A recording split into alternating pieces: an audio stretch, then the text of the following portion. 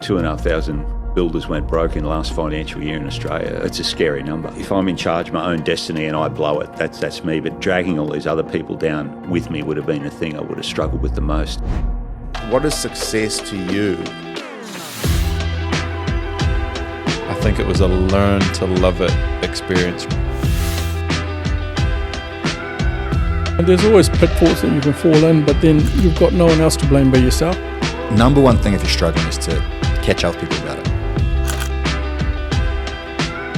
This episode is brought to you by Forte, specialist in refined timber surfaces for inside and out. From elegant flooring and paneling to durable cladding and decking, Forte delivers unparalleled performance where it matters most. Their products are crafted to elevate every space, combining natural beauty with technical precision and enduring design with innovation. Discover more at forte.co.nz. Don, thanks for coming on the podcast. Cheers, mate. Thanks for having me. Yeah, no, I appreciate it. We just saying off air, we just came off the plane this morning, waking up 4:30 a.m. on the plane from Auckland over here to the Goldie. Took us about 45, 50 minutes to set up this studio in my friend's living room. Shout out to Johnny Shannon for letting us borrow his house to come and talk to you. So I appreciate you. We were 15 minutes late as well, so No dramas. I want to get a bit of an understanding, a little bit of an idea of you, Don, sort of where you grew up and sort of what makes you. You know, people are always fairly interested in kind of what makes the man behind the company. People have seen your signage around, and you obviously work on pretty upmarket type properties and construction projects. So tell me a little bit, where did you grow up? Did all my schooling in Sydney, in that area there. Went to year 10. My father was a plumber working down in Canberra, and there was an option for me to move to Canberra and be an apprentice carpenter. He had some builder friends down there, so I moved to Canberra, kicking and screaming, and did my apprenticeship down there, so 78 to 82. And at the end of 82, I moved up to the Gold Coast. My mum was up here and attracted to the surf and the lifestyle again. And moved up to the Goldie. Went on the dole. I'd been I'd done my apprenticeship and I'd been doing night school as well. So I sort of felt as if I'd earned a rest, and went on the rock and roll up here. That only lasted 6 weeks or something like that. And I got a message from the employment agency saying, "Can you go to Dixon Homes for a job interview?" And I thought, should I blow this? Like, I'm pretty much enjoying surfing every day. And anyway, I went along for the job interview, pre-mobile phones, and what the company was after was someone with building knowledge in-house, in their office, who could answer calls from the supervisors out in the field via two-way radio and say, where's the plumber hasn't showed up today, or the roof tiler hasn't fronted up, can you give them a ring? So that necessarily didn't attract me, but what did is that the guy said, there's a future here. So if you want, we're going to start you in on ground level here, and if you stay the course, there's a lot of opportunity. And 20 years later, I left there as a general manager. So, oh my gosh! So that's amazing. So you started you were just on the two-way radio on the call, just chasing people up, almost starting as like a junior project manager. Yeah, that's right. I was just answering the two-way radio, making a few phone calls. From that sort of being the conduit between the guys out on field and suppliers and trades. The opportunity came up to do a bit of purchasing, so I was getting some quoting done. Then I was doing a bit of estimating stuff. It sort of grew into the role. Then one of the supervisors went away on holidays, and that's where I wanted to be. I wanted to get out on the site. So when the guy went away on a couple of weeks' holidays, I looked after his jobs for that period of time.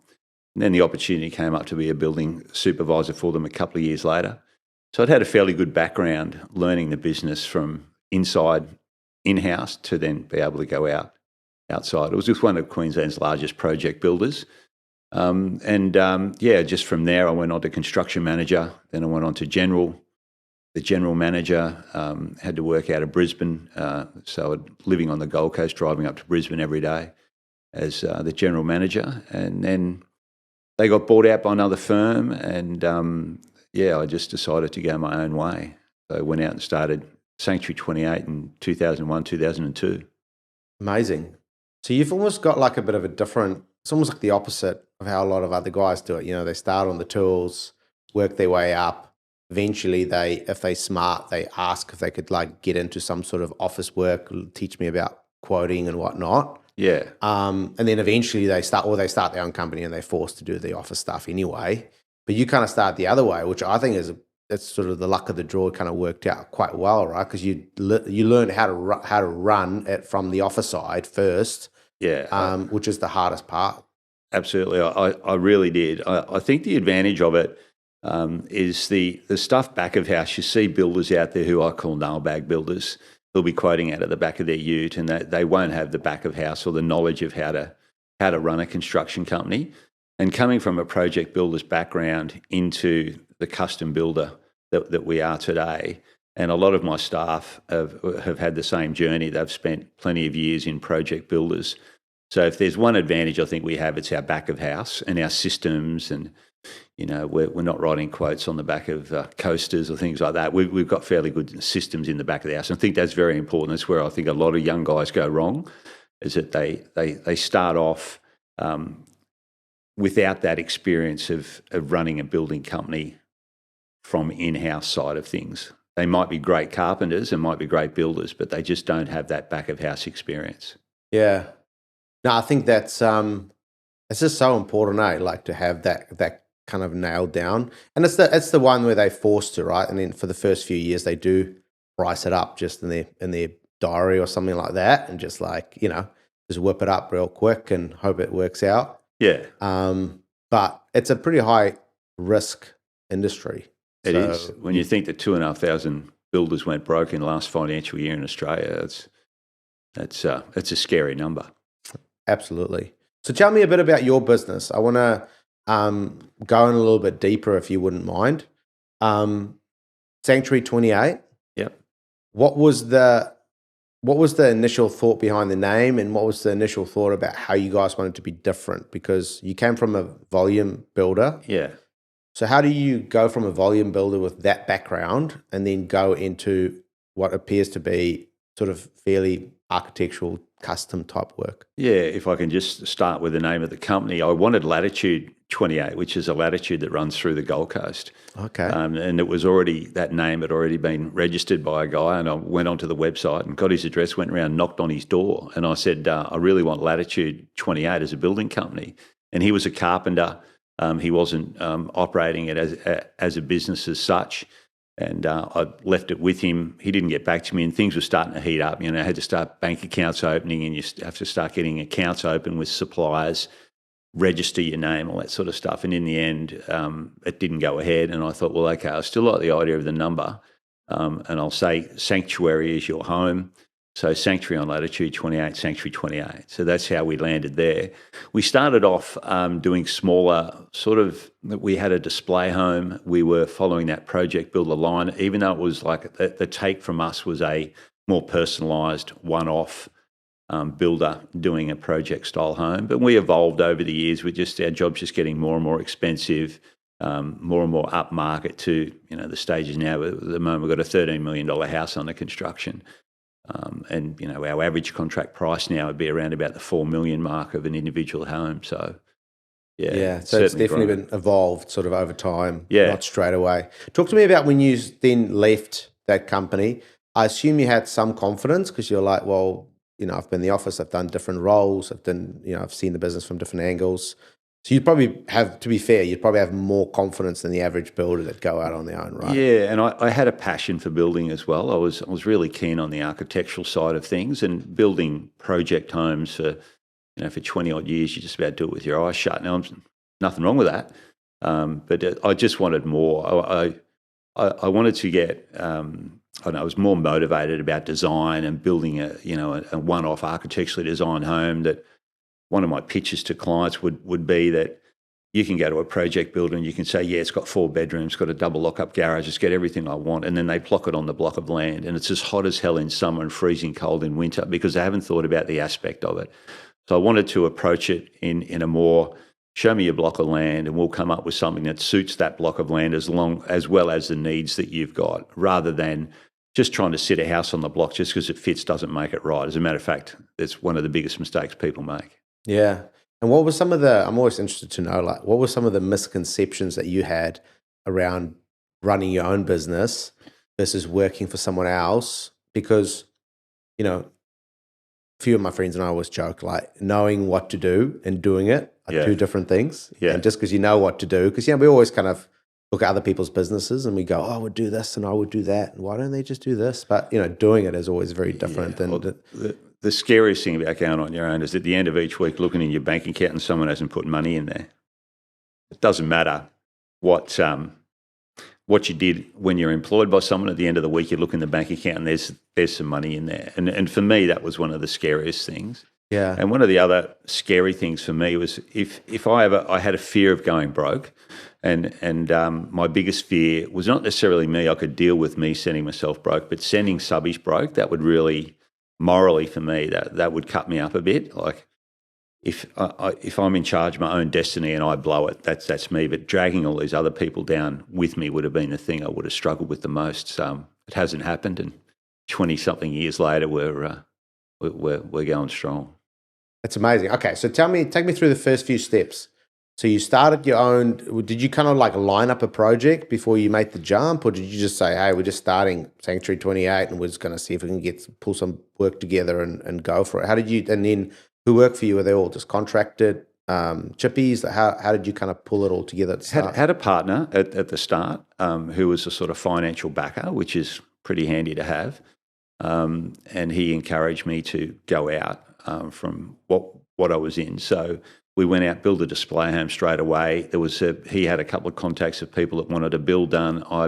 I had people in the industry that were building as well and had known me and sort of came to me. So we started off, we already had sort of 2 or 3 projects there ready to go. So that kick-started us, and it just grew from that. The display home that we put in did really well. It was a small home on a certain estate that had a lot of 350 square metre blocks, and the home was designed specifically for that. Haven't done a display home in a number of years now. We're pretty busy with the one-off architecturally designed stuff. So we've morphed from that style of builder into going to tenders with architects and I've because obviously with where you're at, you're not doing that now, but there's definitely a lot of benefit in a display home, especially within that sort of mid-market where I've just talked to a builder the other day who isn't more into that architectural space, but they created a display home with more up spec. They used a prominent architect to design, and especially certain elements of it was really nice, really architectural, aesthetic, beautiful lighting details and everything. And he just said that it just made all the difference to be able to have someone come in, you pour them a glass of wine, you show them around the elements of the home. You can actually show them the dream, and to get them to sign on that dotted line is so much easier. Is that what you guys found as well? Absolutely. If they can see it and they can see the finish and they get inspired by a few of the ideas or a few of the finishes that you've got in the home, and they can see themselves living in one of your homes, it's pretty scary. And I understand why people go with project home builders. There's a certain outcome and expectation of what you're going to get. So it's pretty easy, that sort of to run with a project builder who's got all of these standard plans and standard inclusions, and you don't need to make too many decisions. Where we are at now, dealing with architects and clients come to us with a set of plans, that's a whole lot harder and scarier for someone to actually go out, engage an architect, do all the selections themselves. There's so much to do for a homeowner who wants to build a one-off architecturally designed home, as opposed to walking into a display village and having it all laid out there for you. And perfectly honest, not too many choices, and that's one way. Yeah, I think it's that massive fear of the unknown, and you just feel unqualified as the homeowner, so you just kind of go the easy route. Yeah, for sure. It's obviously way more cost effective as well. A lot of those volume builders built a lot more efficiently. Yeah, and it's not always, sometimes the outcome, dare I say, is not always, as nice, obviously, as if you're going to build custom, right? Where do you sort of see? I'm always just interested, because I had a thought about this the other day where, I had a conversation with someone and we talked about the fact that, 50 years ago, 40 years ago, whatever, a lot of people had more access to live in a home that feels good architecturally, you know what I mean? Like an architecturally designed home has a different feeling to it and how you live in it. And if you look at even like Palm Beach, in America, a lot of that was built after the war, and it was that sort of what do you call it, like mid-century modern. Yeah, Yeah. mid-century homes that sort of the husband could be a fireman and the wife could be a nurse, and they could live in one of those homes, right? Yeah. Back then. Where do you see the world moving to in the next 10, 20, 30 years? Is no one going to be able to afford to live in a nice home in 30 years' time? Is it only going to be the ultra rich? I'm just a simple builder. I don't know where that's going. Of course, I've got an opinion where I think it's going to go. The gap's widening. There's no doubt about it. And the whole thing about the smashed avocado or whatever it may be that Gen Z spends too much money on that and not enough money putting stuff away and saving. Like, the gap's getting wider there. Yeah. So I think it's going to be more difficult. The last display home that we did was for a multi-generational. So we had like a granny flat attached to it. So I think there is going to be a lot more of that sort of thing going in, where either the parents are moving back in and helping the kids with the rent or, the deposit to buy a home. I think you'll see a fair bit more of that. The tiny house thing as well, like the prefab. I think there's going to be a lot more prefab happening. I think it's a great idea from a cost-effective point of view. The biggest danger for us out there at the moment is the cost of labour. It is just ridiculous. We're in this boom that we've come out of since COVID. And a lot of builders will tell you it's a non-profit boom that we're in at the moment, and builders just can't control price. Banks won't loan money to people who don't have a fixed price contract. So clients want you to lock a contract in. As builders, we don't want to lock a price down because, to be perfectly honest, in 3 months, 6 months, 12 months' time, we don't know what that's going to cost. And the way that the prices have been going up, that's where a lot of builders have been getting caught out. We're in Sanctuary 28's in that end of the market where there's a little bit more margin in it. And so, it's been the non-profit boom that a lot of the builders have been in. And the ones that haven't survived have been the ones with the skinny margins who just can't control costs. Well, none of us have been able to control costs. Pre-COVID, we're paying tilers $50 a square metre, $55 a square metre. Today, they're minimum $85 for a stock standard. Most of them want over $100 a square metre. It's just gone nuts. The labour side of things, so hard to control. Yeah, and is that specific to Queensland? Probably, right? It's a bit different. Victoria and I know even like New South Wales or areas in there has been a bit more like kind of affected a little bit more, or have had a little bit more of a downturn. I know certainly New Zealand has. Yeah, Queensland seemed to be still seems to be. Yeah, the Gold Coast, northern New South Wales, we had this like perfect storm. So we had an already overheated building market when COVID hit. I dead set thought the floor was going to disappear out from underneath us and everything was going to die. Who would have picked that? You would have gone and bought all of these properties and be a friggin' multi-millionaire now if you had been able to pick that there was going to be a boom during COVID. Who'd have thought? But we had that already overheated market where the government was putting money into the building industry, first homeowners and what have you. So the market was hot. We then had the COVID boom where things just went nuts. And then we had the Lismore floods, which we had insurance companies paying labourers over $100 an hour.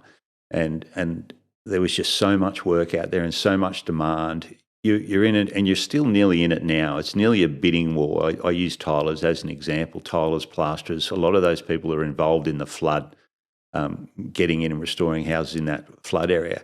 You're just about in a bidding war against the builder down the road. If you're not paying a certain amount of money, the guy says, I'm getting this down the road, so I might as well just go down the road. So you then got to get into this bidding war to get trades to get your jobs done. Wow. It's just ridiculous. And the control now, and has been for a number of years, is not with the builder. The control's with the subcontractors, and it's not sustainable.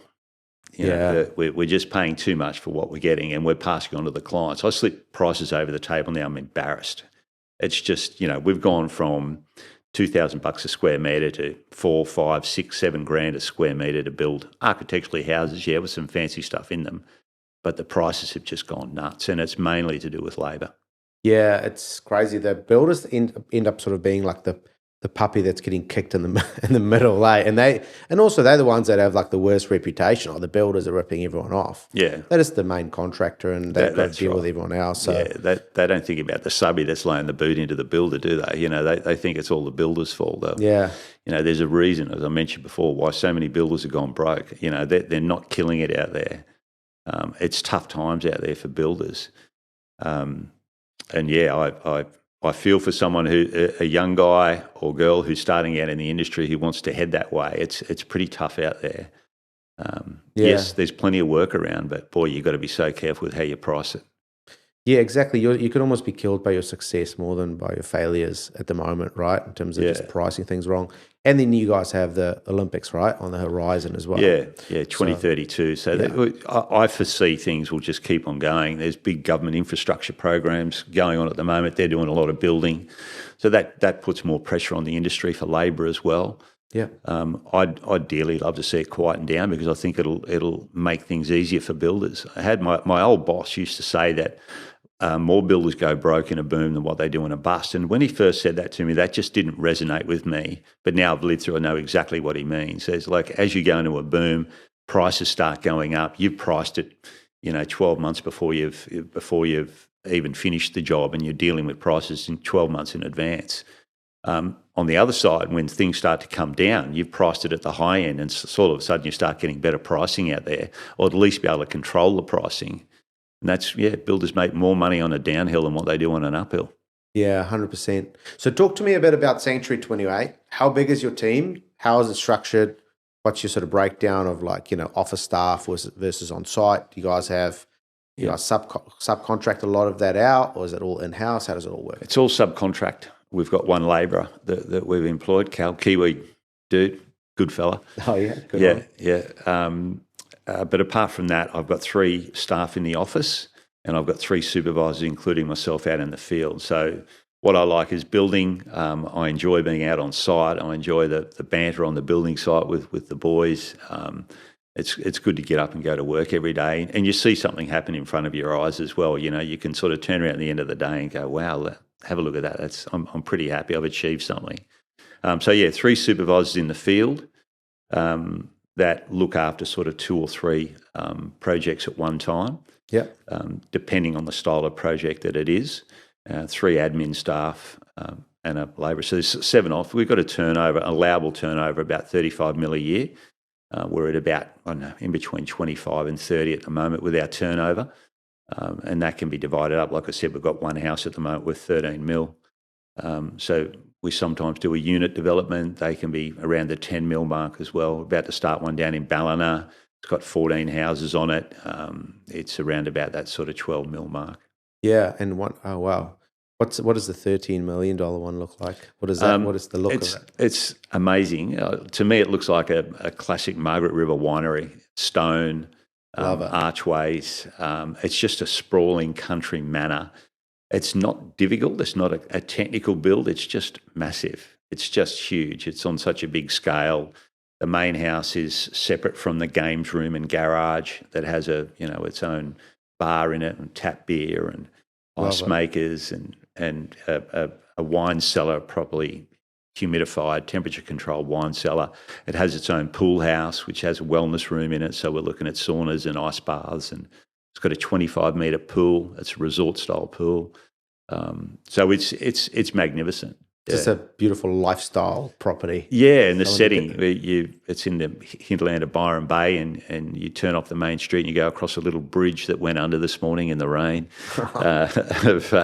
a beautiful creek just going through it, and it's an operating cattle farm.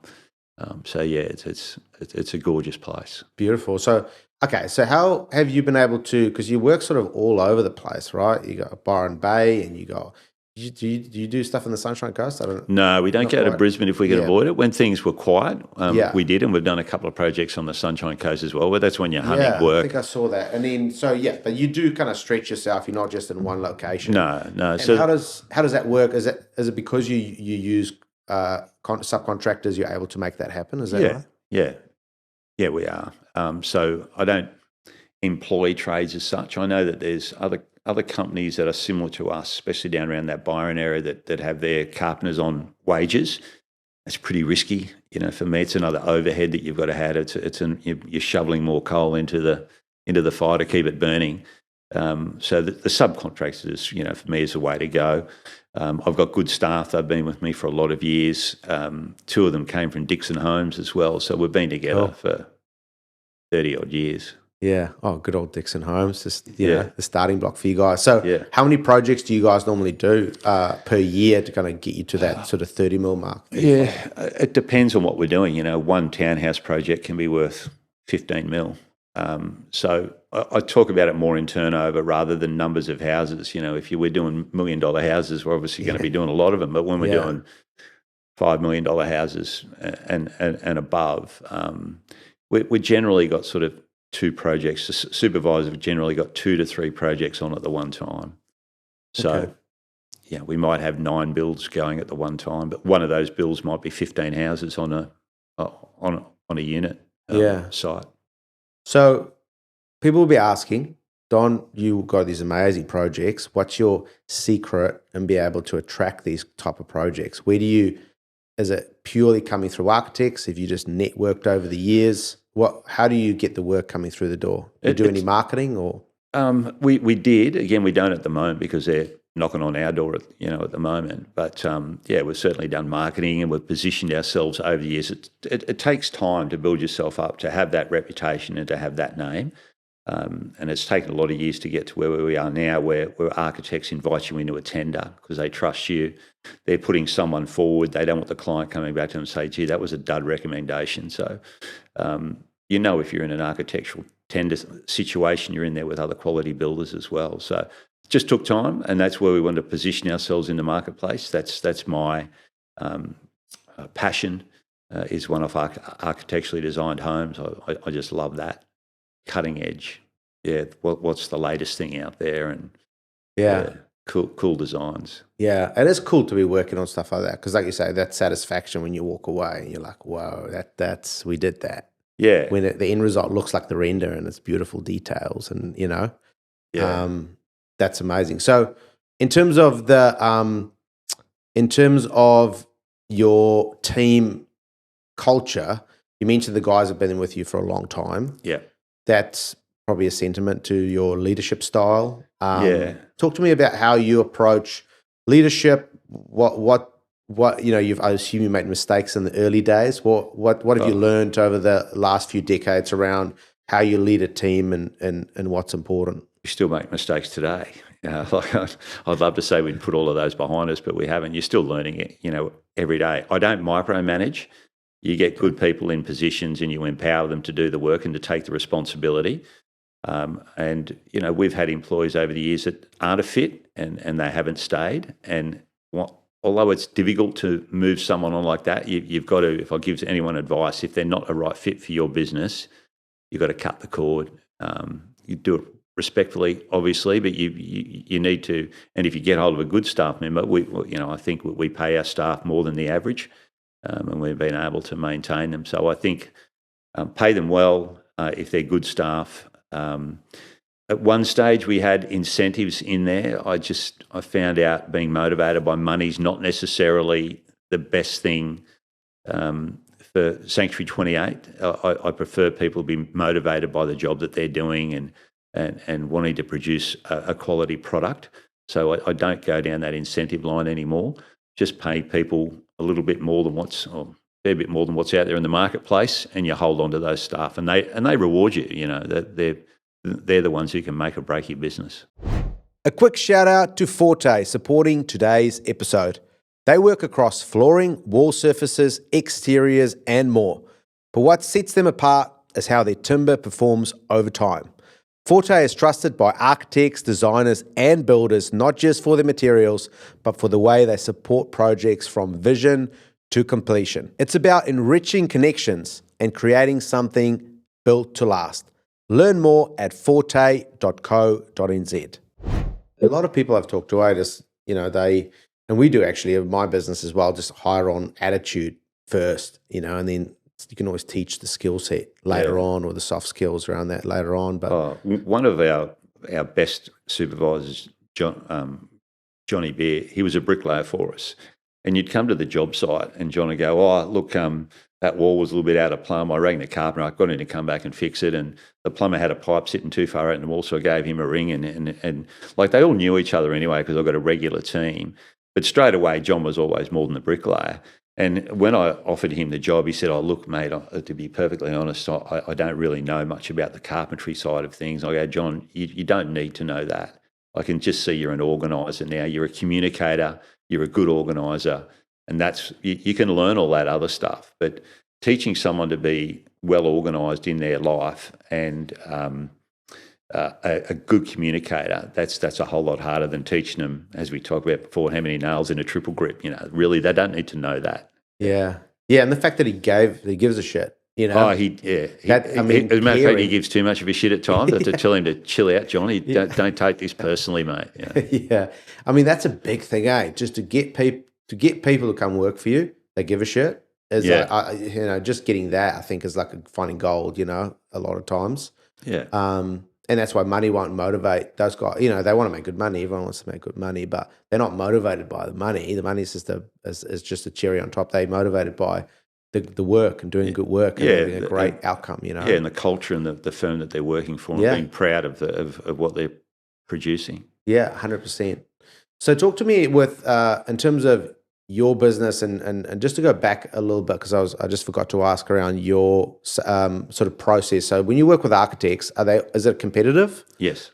And so how do you differentiate yourself from your competition? How do you demonstrate your value beyond price to these architects? Again, it's a proven thing over a number of years that you can be trusted in what you're doing and what you're going to produce. One of the things I'll fall back on is we spoke earlier about the back of house stuff. I think if there's an advantage that Sanctuary 28 has over the next builder in our category is our back of house. The fact that we've come from a project building background with a lot of systems in it, and we've got these systems in place in a one-off architecturally firm. If you can have those systems working, I think that's an advantage. And I think if the architects and the clients can see that you're responding in a prompt manner, in a professional way, it's documented properly, I think that's one advantage that we would have over some of our competitors.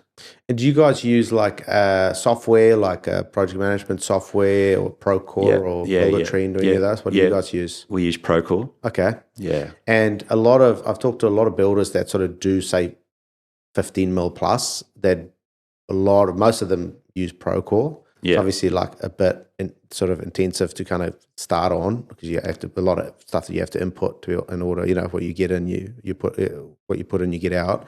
Yeah. How have you found sort of using a project management tool? Have you guys always used that, or did you use spreadsheets before? Or? Yeah, we sort of came out of the spreadsheet era and producing a file to go to site full of purchase orders and specifications and plans, and now it's all done digitally. The beauty of it is if there's a change or a variation that comes through, it's just documented straight away. We don't use everything that Procore's got on offer, because it doesn't sort of suit our style of the company that we are. But yeah, the fact that you can walk onto site with your iPad or your phone, take a photo, upload it. There's people that have access to Procore. Sometimes our developers have access to Procore as well, so they can come in if they're not here or if a client's overseas and they want to quickly jump on and have a look at today's photos and see how their project's going. So that's one handy thing. Defects, again, the way that we do our defects at the end, the staff come out of the office, they go through the home, they pick the crap out of it. It's all photos are taken. And it's sent directly there and then. When you spot the defect straight away, you take a photo of that and straight away it gets allocated to a trade and he's received that within 30 seconds. Yeah. So that's good. Efficient. Yeah, and they have to, they keep getting reminders, which would be really annoying because every now and then I'll get a defect myself, I've got to resolve, and it keeps popping up on your feed all the time. You just go, can someone stop this? If you keep annoying them enough, you get them to get back there and fix it as soon as possible. Yeah, the squeakiest wheel gets whatever the saying is. But in terms of the technology side, how old are your guys? That you said some of the guys have been around with you for a long time. How do you get them to have buy-in using technology? I know when it comes to this Gen Z or Zoomers, Dan, it's it's one of our producers here. He's a Gen Z, a Zoomer, so we give him a lot for that. We don't understand them. Maybe you do. How do you get people to use technology? Are these guys older, younger? I'm the biggest problem. The rest of them are good. Are they like screaming right now at the radio? They would be. They're the ones that drive it. I don't. I'm. Again, I want to be out on the field. I want to be looking at the build. I want to be doing all that sort of stuff. I've given all of that stuff away. Like my staff introduced Procore into the company. Yeah. They're the drivers of all the technology, not me. And they're the ones that have got to show me how to use it. So, but again, it's all about getting the right people into right positions and letting them go for it. And obviously, you've got control over it because it's your company. But you've got to get the right people in the right positions and let them go. To add to that, how important is it to let go of elements of the business? I see a lot of builders come through. They start on the tools. They're very practical minded. They want things to be perfect, and they take that, they extend that into how they run their business. Yeah, and they got their little fingers on everything, and they find it very difficult to let go. Yep. Is that always something you found easy, or was that a bit more trickier for you in the early years, letting go of tasks? Yeah, well, I mentioned earlier about having that fear of going broke and dragging other people down with me. It probably took me a good 15 years to get to a point where I was going, you're actually not going broke. Just calm down. Like things, each week you've been able to pay your subbies since the day dot. You've been able to pay your subbies once a fortnight, on time, every time. That's a good thing if you can do it as well. I tell you, it'll be a slippery slope when you stop paying your subbies. But we've been able to do that, and we're more comfortable now. We've got more sort of cash at hand, and I can be a little bit more relaxed about that sort of thing. But that's a fear of mine. But as far as letting go, it's still there with me. I sort of everything's worse at 2 a.m. And we speak about the mental health of people in the building industry.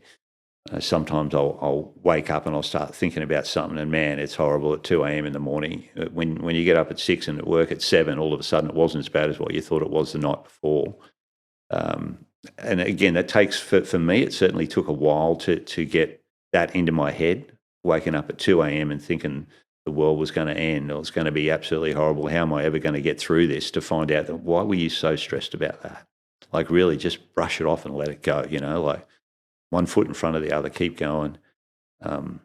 It takes a while. You're running a business, and especially running a construction business, is a lot of mind games with yourself. And what sort of, since we sort of driving in this direction, what's sort of you look back over the years, and a lot of builders go through a lot of stuff. What's sort of the toughest time you went through as a building business owner? The GFC was tough when we were searching for, when there wasn't any work around, and you're going nuts trying to, you not quite the race to the bottom, but it was really price based. You had to be the cheapest tender when there wasn't much work around, and that wasn't great. But I'd say just going through COVID, that was a pretty horrid time. We had more than half of our business was over the border. I was based in Queensland. So it was easy for me to drive from Queensland into New South Wales, but then you couldn't get home again because the borders are shut, and you had to have a doctor's certificate or something to be able to get yourself back into Queensland. So I was going down to Byron Bay. I was staying down there, like going down on a Monday morning, staying down there and coming home on a Friday afternoon on just some bullshit. Had to get a blood test or had to see a dentist or something like that, where you get to the border, you show them a doctor's certificate to get back home again for the weekend. Wow. And that combined with this non-profit boom that I was mentioning, like you turn around and you go, wow, we're going to all this effort and I haven't made a cent. We went through sort of 3 years of that period where we didn't make anything. We lost a little bit and we kept on pulling cookies out of the jar. You just think, wow, how long can this go on for? In the end, we got through it. I think there are better times ahead now. We've learned how to manage that side of things a whole lot more now. We try not to fix price. Well, we don't fix price everything, full stop. We have a lot more say in how the contracts are written up and what we're signing up to. Again, advice to a builder out there, just be very careful with what you're actually signing up to. in a contract. Get some good advice on the contracts, because they can amend. You get these Australian standard contracts that aren't your normal master builders or HIA standard contracts, and the developers and smart owners can put stuff in there that can really get you caught out. So just be careful with what you're signing. Yeah. So what do you have in what contracts do you use, and do you have any sort of additional clauses that you've put in over the years that sort of makes it more solid? Oh, we'd love to be using a master builders or HIA contract. Architects don't use them. I see it as the master builders contract sort of being slightly more in favour of the builder. I see the HIA being sort of middle of the road, and then these Australian standard contracts that all the architects use and developers use that are well and truly in favour of the client. You've just got to be careful with the little things that they write in there, and how you deal with that. But yeah, we'll make amendments to clients just based on the type of job that it is and where we see the threats. We'll write certain things in there. If someone's trying to squeeze you for, surely you can finish it inside that time. I want a 12-month building period. I don't want to go to 15.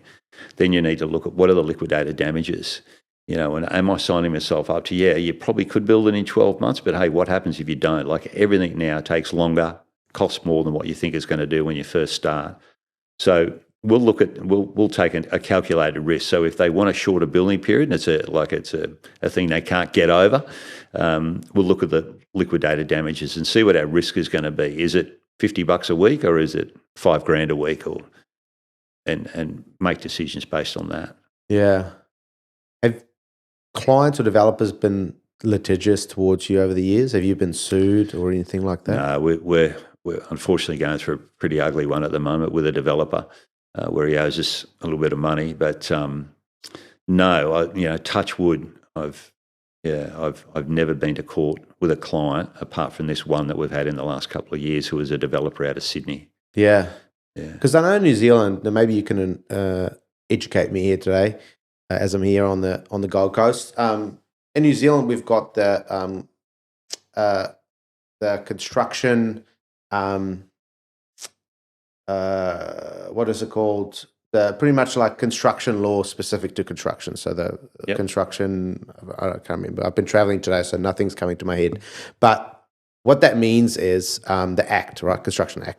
So what that means is that there's a lot of ways that builders can set up their invoices in order to make sure that they can get paid from their clients. So it's very much in the builder's favour if they do it in the right way. Yep.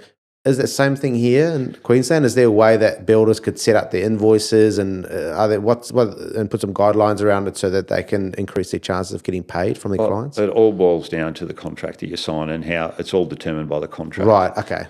When you're a builder, when you're a subcontractor, there are regulations around to protect you, to make it. And if you do end up having to take a builder to court to chase your money, it's a fairly simple process initially to start with to get your money back. So I think one of the good systems in Queensland is the QBCC, Queensland Building Construction Commission, where every builder pays an insurance premium on behalf of the owner. You include it in your price. So when a client builds with you, part of that will be QBCC insurance. So if I get hit by a bus, I go broke, something like that, the QBCC will step in, and there's an insurance policy in place to help the client. Doesn't cover everything, but it certainly helps the client out. It's the best system in Australia. The one down in New South Wales, operated by the Department of Fair Trading, is a basket case. It's so difficult for clients if something goes wrong, so difficult for them to get their money back out of it. But I think the QBCC system is a good one. What I don't like about the QBCC is that they will license a trade. So you can't, if you're not a licensed trade, you can't go and do work for a builder like myself. You need to have a license. But if I get a defect and say I've got a leaking roof, I get up on there and I have a look and go, well, okay, this guy, he's left that flashing out there. He hasn't done that properly. The QBCC will chase me as a builder if the client complains, because it's a consumer organisation, the QBCC, set up to protect the consumer. Great. But if something goes wrong, the QBCC will chase me because I'm easier to get at than what a subcontractor is.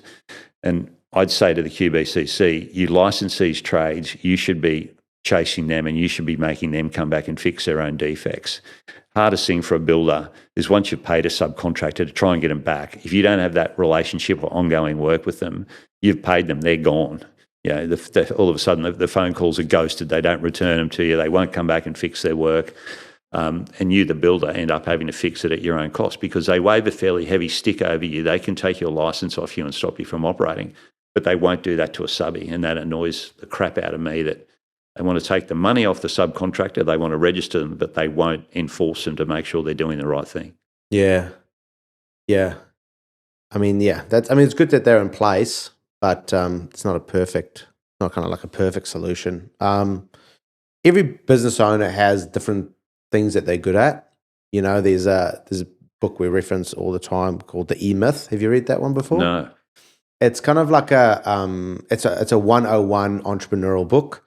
And what it sort of outlines is that every business generally has 3 different types of people in it, and obviously there's variations to it. But one is the entrepreneur, the person that sort of like pushes the business forward, gets work, gets out there, kisses baby, shakes hands, and sort of makes sure that revenue's coming in. Yep. Then you generally have the manager, which is the person that makes sure that in-house like things are actually happening and the business is running smoothly.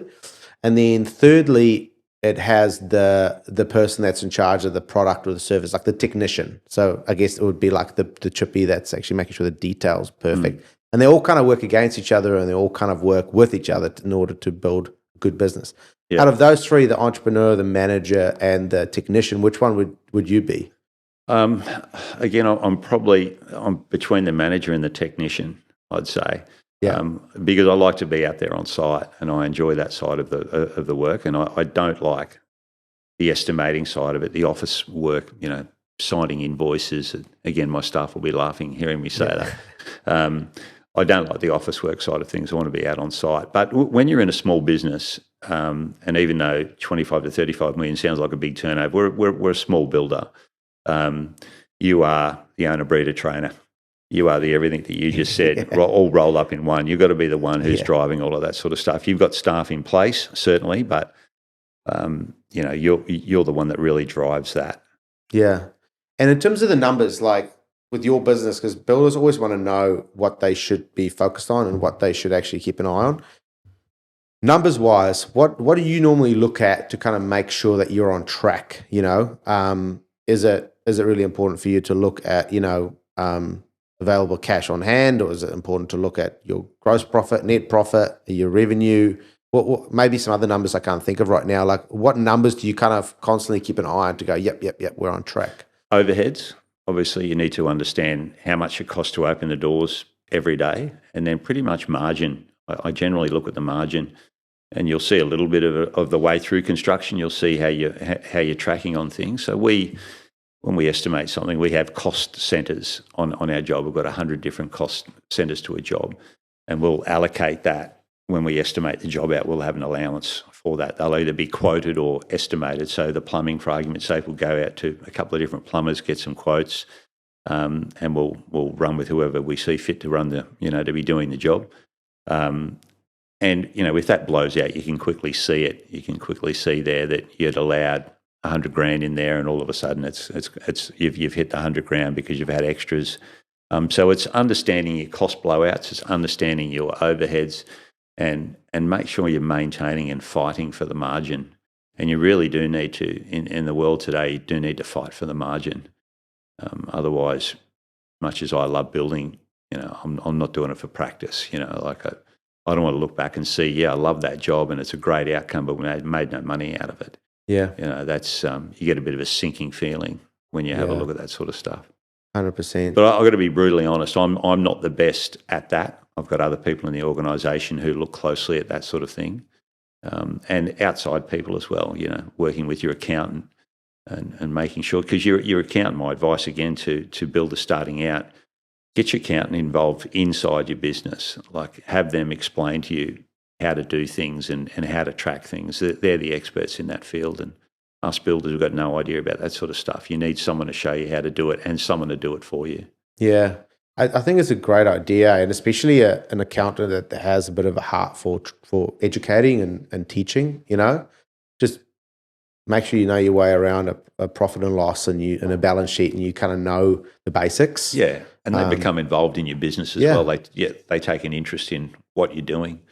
I was all sulky during COVID there when we weren't making any money, and I went in and saw my accountant about it. He says, mate, you should be high-fiving yourself. He said, mate, the amount of builders that have lost serious money during this period of time, and you've nearly broken even for the year, he said, you should be high-fiving. And I was feeling shitty about the whole thing, and then he sort of put into perspective for me that actually there's people out there a whole lot worse off than what I was experiencing.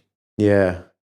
Yeah, if you can get a good accountant, I think it's gold. My accountant is really good too. He chases me. He's like this. He always chases me. He's always up my ass. I need this. I need that. So we have like an interesting relationship. But he's doing it because he's doing a good job. Yeah. But sometimes it is annoying. Yeah. And builders probably find that as well if they're busy and they're getting chased all the time.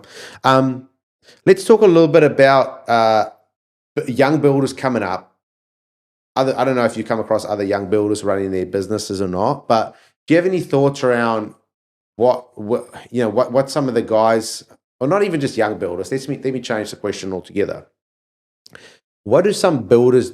What's the difference between builders doing things right and being successful and going off to run successful businesses, and builders that sort of chip away and you touch base with them 4 or 5 years later and they're in the same spot they were then? Like, what's the difference, do you think? I think it's admin. I'll sort of harp back to that again. You can be a really good builder, but if you're not looking after the back of house and you're not invoicing and you're not dealing with people's invoices that are coming to you, I think you really need to get your admin side of it. It's not sexy. It's not something that I personally, I've got people in position who do a really good job in that area. It's not me. But I think you really need to have your admin in place. So the difference between someone's starting off, if they get their head around, it's not just the bricks and mortar out there and how the house is going to go together. It's how you plan to do that house back of field, back of house, that you've got your procedures in place, that you're issuing purchase orders, that you're not just making a phone call and saying, yeah, send me that frame. You need to have proper procedures in place. And I think that's where a lot of builders who start out probably don't value that as much as they should. And what would be the first step towards, you have these younger guys coming up, they just keep hearing systems and processes, and it sort of become wallpaper in terms of a term. Just, I got to get my system. What's a good place to start, for people to get their systems and processes in place? Do they need to go to other builders that's sort of a few years ahead, that know what they're doing and ask for advice? Or should they be joining a coaching program to help them? Like, what are your thoughts on that? Yeah, well, to be brutally honest, I haven't had to go down that field, so I don't know. But I would imagine, being a member of the Master Builders, a member of the Housing Industries Association, that they would certainly have areas to point you in the right direction there. And if you're like me, if your skill set is on site, don't think that your skill set is in the office and doing things, one, you don't enjoy, and two, you're not any good at. If you can afford to put someone on from an admin point of view, I think that's a good investment to have someone look after that. If you're not good at it, find someone who is. Yeah. You mentioned that you went through a tough time during COVID. A lot of builders did, especially with the, fixed price contracts, materials going up, everything's going up, and they pretty much had to eat that.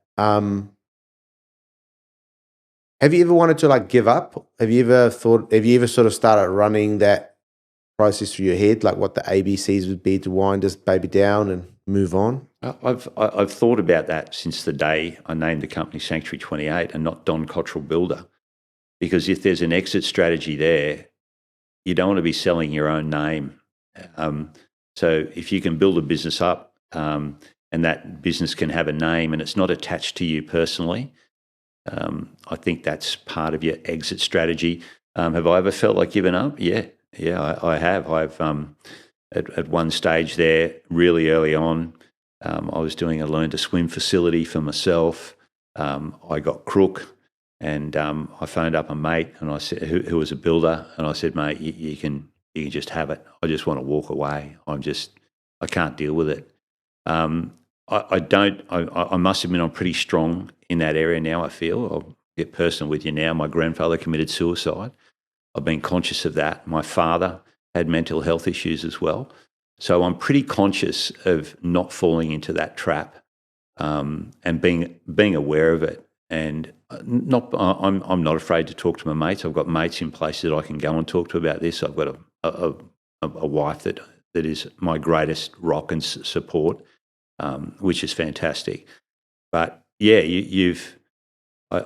there's times when things do feel overwhelming, and you need those support structures around you, whether it's your wife, whether it's your family, whether it's your mates that you can go to, and you can just say it out loud.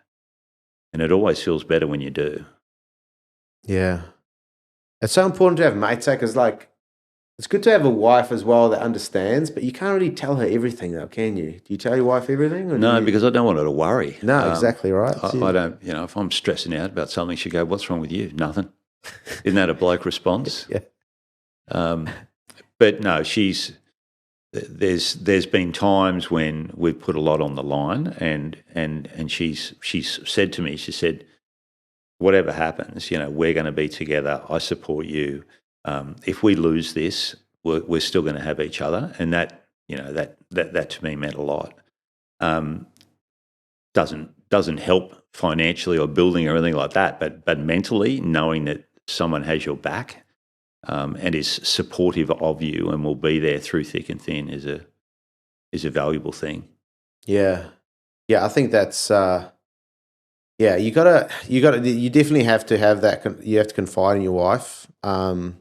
And there's obviously a limit of what you want to talk about, because you don't want to hurt them to stress. But you got to talk about these things sometimes, especially because you can get to a point where it's like you say, it's 2 a.m. in the morning, you're having an anxiety attack, and the world's falling, and some mornings, a lot of, I know myself, and I'm just speaking from experience really, and I've talked to a lot of builders as well. They just don't want to get out of bed, they just don't want to do it. They can't do it anymore. Yeah. And so you mentioned that you, at the start, you were probably not as strong as you are now, and now you're a lot stronger. Yeah. What changed? Like what did you change inside of you? What sort of practical things did you put in place that you didn't have before, that sort of helps you just, because it's almost just like snapping out of those moments, right? Because it's not like feeling like that all the time. There's moments where you go down deep. You just got to snap out of it. How do you sort of snap out of that, or have taught yourself? Yeah, it's taken time. It has, and it's experience, and going through years and years of worrying about stuff, and you get through it. So eventually your skin gets thicker to that sort of thing, and you get used to dealing with these sort of pressure times, and you don't let it get to you. I don't know. I don't know if I've got any practical advice for anyone out there to say, what's a thing that makes you click out of how you're feeling? I don't know, that the 2 a.m. thing, just always having the back in mind that it's worse at 2 a.m. When you get up in the morning, you go to work and start dealing with it. I think that's how you get through it. I do anyway. I'm the sort of guy that if there's an issue, it's like, how do we fix that issue? I'm just going to focus on that, and that's how I'm going to get through it. I'm not going to worry about all this other stuff. I'm not going to worry about the what ifs. Let's just deal with what's right in front of you right now and see what we can do about fixing that, because once I get that resolved, I can move on. Yeah. So I tend to want to focus on fixing the problem. Yeah. I think it's good to have that focus just and just cut the periphery out for that moment. Someone said to me as well one time, I was talking to them, and they said, well, they focus on just what's the next right thing to do here? What's the next, just one step, the next right step to take? Yeah. Just focus on that, and then you don't have to focus on the rest. Stress is a big part as well. On top of that mental health element, stress, is a killer.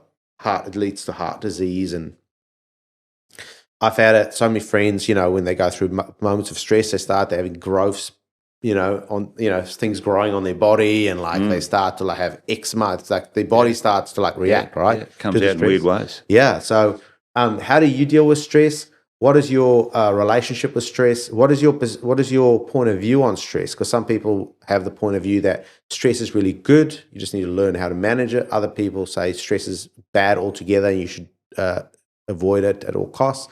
What's your sort of point of view on it? Yeah, stress sucks. I don't see the good side of stress. I'm pretty active in my life. I row surf boats and I surf, and I know if I've had a bad day, get down to training, I'm surrounded by 4 other knuckleheads. We jump in a surf boat and sort of a row, and but by the end of about the second stroke, I've already cleared my mind. So you've got to have other things that interest you in your life that take you away from that stressful thing. So you're not just sinking into a well with nothing to do but obsess about all the shit that's gone down in the building industry around you. So physically fit, I think I have a reasonable diet, probably drink too much, but no,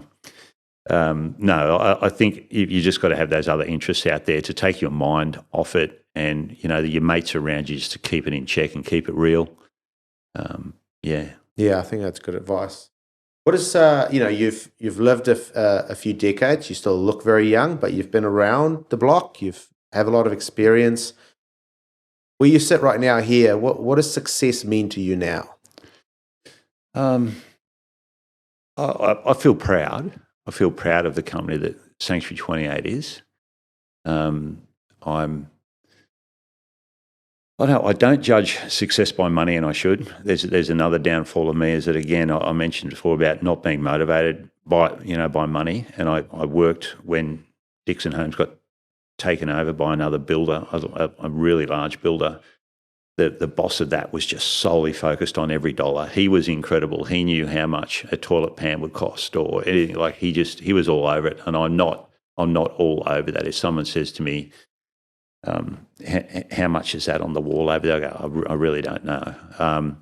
So my success to me is more motivated by the product that we've done, the company that we've been able to build, the reputation that we've got out there is probably what I'm most proud of. It's not calculated in dollars and cents. It's making the front cover of Grand Design magazine with one of our homes. Another one of our homes made House and Garden. So yeah, it's those sort of proud moments that you look back and think, yeah, well, we have done a good job. And I like building for people when you hand something over to them and it's the biggest investment in their life, and you can see that they're just buzzing. They're just loving what you've done for them. They're picturing themselves living here, and they're raising their children, doing whatever that they're going to do in this house. That's really motivational for me. I really appreciate when people appreciate you and appreciate what you've done for them and what you've built for them. So that's probably my motivation. Yeah, I think that's great. I think that's an awesome way for us to finish this off as well. And I don't think, I think just purely just being motivated by money, I don't know, it's not very aspirational to me. It's not very exciting to me. It's got to be more than that. Yeah, there's some people out there that are, and it works for them. It's not me. Yeah, no, I fully get it. Don, thank you so much for coming on. I really appreciate it. And I think a lot of builders would have got a lot out of this. So, yeah, appreciate you coming on. Yeah, you got more out of me than I thought too. Yeah, that's awesome. Go. Thanks, mate. Cheers. That's it for today's episode. And thanks again to Forte for making this week's episode possible. If you're after timber surfaces that don't just look beautiful but are built to endure, Forte is leading the way with a focus on sustainability and craftsmanship and unparalleled performance. They're helping bring ambitious projects to life across interiors and exteriors.